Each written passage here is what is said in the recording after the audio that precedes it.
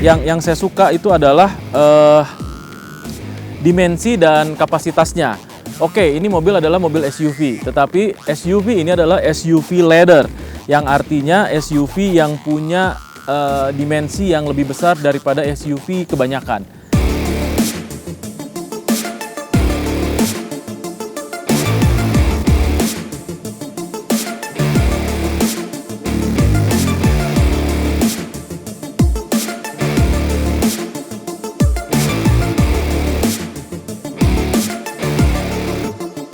Yang saya alami gitu ketika membawa kendaraan ini itu adalah pada saat parkir sebenarnya, apalagi masuk ke jalan-jalan sempit. Tadi saya sudah sebutkan juga gitu. Ya memang itu tantangan gitu, tetapi pertama kali harus adaptasi, tetapi setelah terbiasa menggunakannya semua tuh jadi sangat mudah sebenarnya. Selama kita tahu gitu. Dan amannya mobil ini memang tidak ada blind spotnya.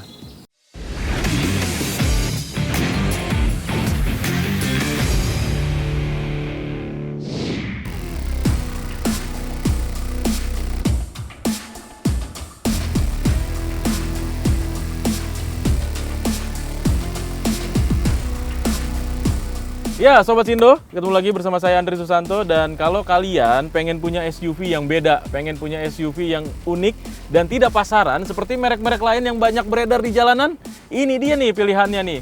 Ford Everest Next Generation Titanium 2000cc Twin Turbo. Dan kita pengen ngulik nih, seperti apa sih kelebihannya, fitur-fitur apa yang keren di mobil ini. Jangan kemana-mana ya, tetap di sini.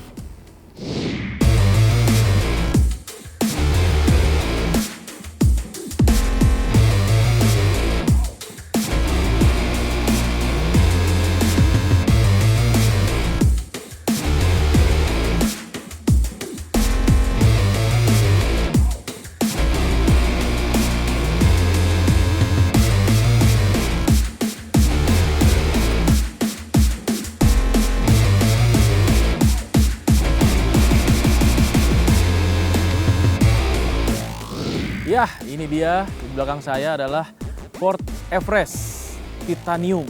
Nah, dia spesifikasi mobil yang luar biasa ya. Saya udah memakai mobil ini kurang lebih itu sekitar 2 mingguan. Ya belum lama sih, tetapi impression yang saya dapat, mobil ini tuh punya sensasi berkendara yang asik banget. Kita menikmati banget ya berkendara menggunakan mobil ini. Dan kemudian yang selanjutnya yang saya suka banget itu adalah sebenarnya outlook atau tampilan luarnya. Kalau kalian senang dengan mobil-mobil yang American style gitu ya, muscle car gitu. Nah, mobil ini tuh punya DNA muscle car yang sangat-sangat Amerika banget lah gitu. Lekukan-lekukannya, desain lampunya, semuanya tuh sangat-sangat American style. Nah, selanjutnya apa yang saya suka itu adalah dimensi dan kapasitasnya. Oke, ini mobil adalah mobil SUV, tetapi SUV ini adalah SUV leather, yang artinya SUV yang punya dimensi yang lebih besar daripada SUV kebanyakan. Artinya apa lagi? Artinya adalah mobil ini sebenarnya nyaman banget untuk dipakai berkendara jarak jauh. Nah, seperti yang kita lihat, suasana di sekitar sini ini adalah suasana jauh dari hiruk pikuknya ibu kota. Jadi saya sudah berjalan berkeliling kurang lebih itu sekitar 2000 km ya, berputar-putar gitu ya di daerah ini, daerah Bogor. Dan ini memang menjadi destinasi yang sangat cocok gitu ya ketika Anda sekeluarga menggunakan mobil ini.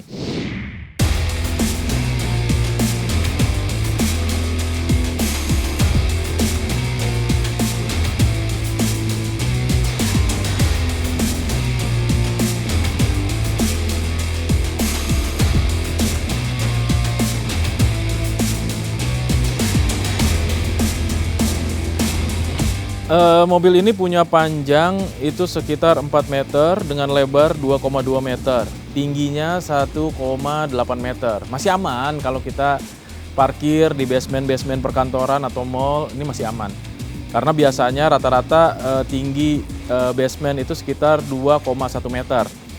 Wheelbase-nya itu 2,9 meter. Nah, yang unik dan yang paling penting itu adalah ground clearance-nya. itu kurang lebih sekitar 20 cm. Artinya apa? Artinya mobil ini bisa menerjang banjir ya dengan ketinggian itu kurang lebih sekitar 50 cm.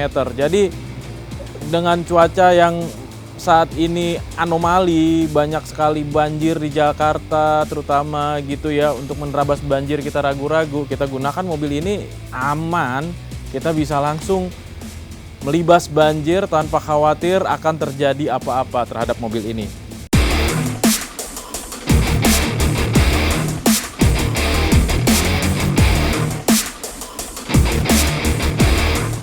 Oke, yang paling seru lagi adalah mesin dan performanya. Guys, ini mobil dengan mesin diesel 2000 cc biturbo 4 silinder. Ya, 2000 cc kelihatan kecil untuk mobil dengan ukuran yang tadi saya sebutkan, tetapi dengan kekuatan biturbo atau twin turbonya gitu ya, mobil ini mempunyai daya kurang lebih sekitar 210 horsepower. Transmisinya otomatis ya dengan 10 percepatan atau S-shifter. Nah, ini juga paling tinggi kayaknya di kelasnya ya, karena jarang ada mobil yang punya 10 percepatan.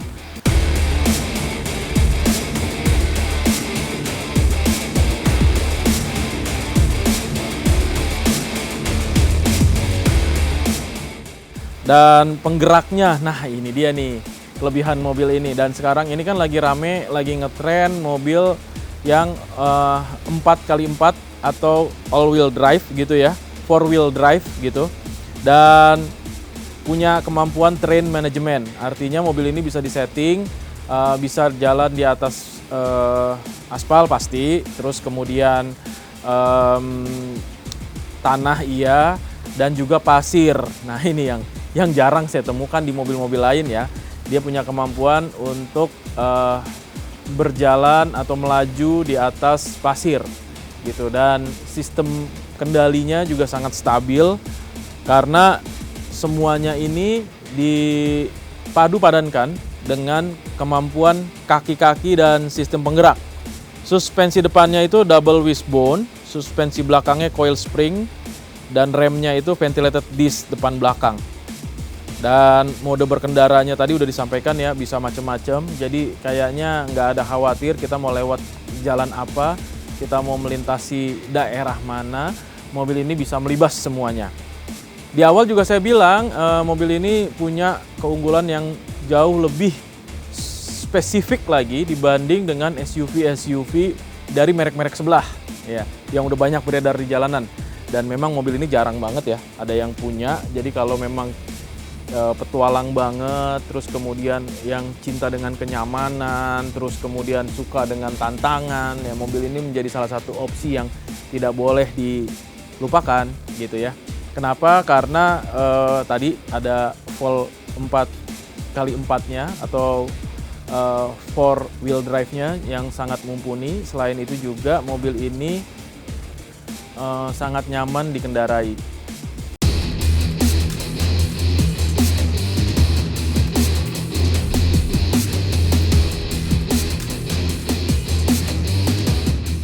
Konsumsi BBM-nya gimana ya? Tapi kalau dilihat dari kapasitas mesinnya yang 2000 cc, otomatis mobil ini akan jauh lebih irit gitu daripada pendahulu-pendahulunya, dan punya kekuatan yang hampir sama gitu.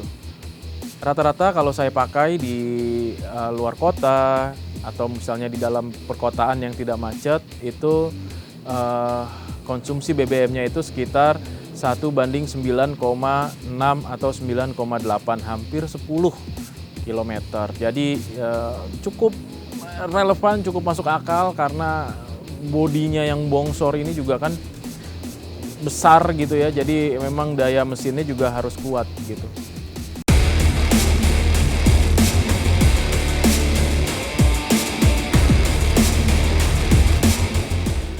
Selanjutnya ini dia nih fitur-fitur yang bisa dibilang menjadi nilai plus ya bagi saya selama menggunakan mobil ini. Yang pertama itu head unitnya, layarnya besar banget.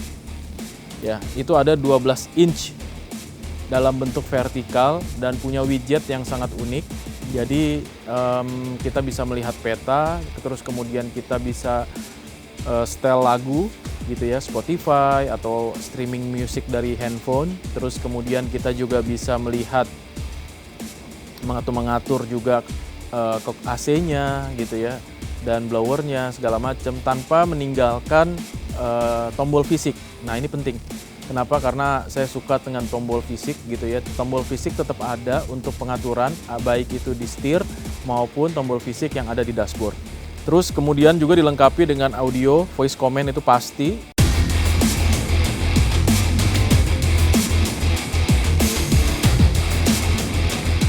Nah, kursi depan untuk yang pengemudi itu electrical 8 arah, tetapi tidak hanya untuk pengemudi aja gitu. Penumpang di sebelah pengemudi itu juga menggunakan kursi elektrik. Nah, terus kemudian ada dual AC zone, ventilasi belakang, dan yang pastinya 3 baris kursi yang bisa dilipat di bagian belakang sehingga bagasinya itu sangat luas gitu. Fitur keselamatannya pun juga nggak main-main gitu ya. Fitur keselamatannya itu ada airbag ya, airbagnya itu lengkap depan, belakang, samping, kanan, kiri ya. Adaptive cruise controlnya juga ada, blind spot monitoringnya itu juga ada di semua titik, hampir rata. Jadi kita nggak perlu khawatir karena biasanya kendala kalau kita menggunakan mobil-mobil yang berukuran besar itu biasanya kita kesulitan pada saat parkir terutama atau melewati jalan yang sempit. Kita nggak perlu khawatir karena ada kamera 360-nya juga, jadi kita bisa melihat surrounding mobil ini seperti apa, sekitarnya. Terus kemudian juga ada notifikasi ketika kita dekat atau menempel pada objek yang dekat dengan mobil.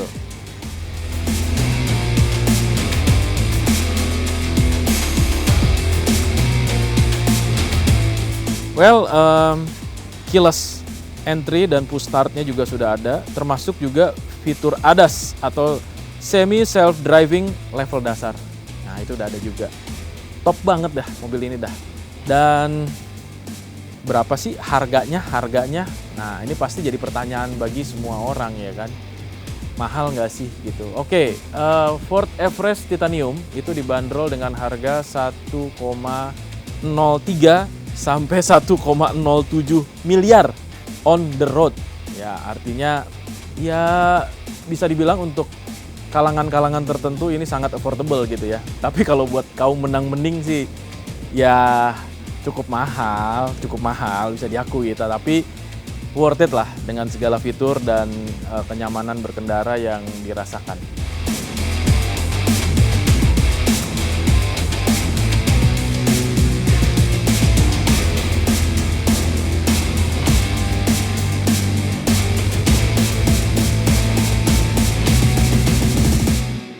Nah, ini tadi semua sudah dibahas gitu ya tentang spesifikasi dari mobil ini, tetapi yang menjadi concern saya, experience saya selama 2 minggu menggunakan mobil ini memang beyond my expectation. Ya, itu mungkin kalimat yang tepat tuh buat membahas mobil ini. Kenapa? Karena mobil ini memang punya sensasi berkendara yang sukar disebut dengan kata-kata kalau menurut saya. Jadi ya dibilang apa ya? Nyaman dapet, enaknya dapet, stylenya juga dapet gitu kan. Tetapi memang beberapa saya coba untuk berkendara di daerah-daerah yang off-road gitu ya, keluar dari jalan raya, dan memang ya bisa dibilang masih cukup bisa mumpuni untuk melaju di daerah-daerah atau jalan-jalan yang rusak, jalan-jalan yang tanah, jalan-jalan yang berpasir gitu ya. Ini masih bisa sangat nyaman di dalam, meskipun ya memang pastinya ada guncangan-guncangan itu udah pasti gitu, dan shocknya yang cukup besar ini menopang itu semua gitu. Nah, menurut saya kesulitan yang saya alami gitu ketika membawa kendaraan ini itu adalah pada saat parkir sebenarnya, apalagi masuk ke jalan-jalan sempit. Tadi saya sudah sebutkan juga gitu. Ya memang itu tantangan gitu, tetapi pertama kali harus adaptasi, tetapi setelah terbiasa menggunakannya semua tuh jadi sangat mudah sebenarnya. Selama kita tahu gitu. Dan amannya mobil ini memang tidak ada blind spotnya. Nah, kurang lebih seperti itulah Sobat Sindo. Review singkat ya dari mobil Ford Everest Titanium ini. Dan tadi saya sudah spill juga harganya. Harganya itu di sekitar 1 M-an. Jadi ya cukup mahal, tetapi untuk semua fitur dan kenyamanan dan juga tantangannya menggunakan mobil ini itu cukup worth it kalau menurut saya. Oke, sampai jumpa dan ketemu lagi di Ototech berikutnya.